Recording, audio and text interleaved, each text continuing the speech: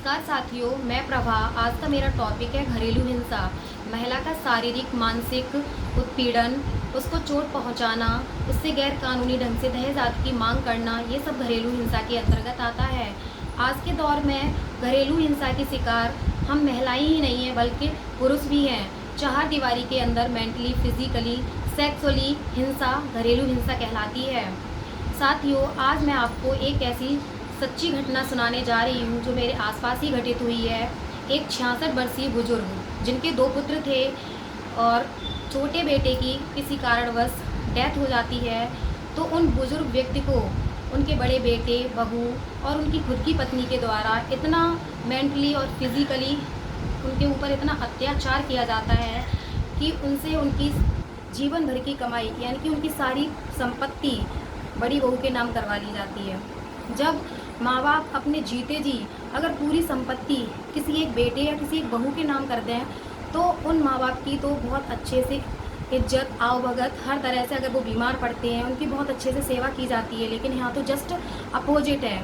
जब उन बुजुर्ग व्यक्ति से पूरी संपत्ति अपनी बड़ी बहू के नाम करवा ली, तो उसके बाद उनका जो अत्याचार था और ज़्यादा उनके ऊपर बढ़ता चला गया।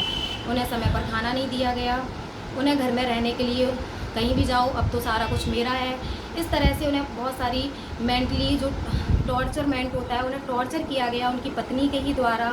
फिर वो जो बुज़ुर्ग व्यक्ति थे वो इतना परेशान हो गए, क्योंकि एक दिन तो उनके बड़े बेटे ने, जिन्होंने ये पूरी संपत्ति अपनी बहू के नाम करा ली थी, तो उन्होंने उन्हें बुरी तरह से धुना, बहुत बुरी तरह से पीटा, तो वो मजबूर होकर घर छोड़कर चले गए। उसके बाद वो रिश्तेदारियों में दर बदर भटकते रहे, लेकिन फिर भी कोई भी माँ बाप कैसे भी हों, लेकिन ये तो इतने अच्छे बुजुर्ग व्यक्ति थे कि इन्होंने जीते जी अपनी सारी कमाई अपनी एक बहू के नाम कर दी। और फिर कभी ना कभी तो बुजुर्ग व्यक्ति को अपने घर की याद आती है। तो जब फेस्टिवल आया तो वो अपने घर में आए, लेकिन फेस्टिवल पर भी, यानी कि दिवाली जैसे फेस्टिवल पर भी उन्हें खाना नहीं दिया गया।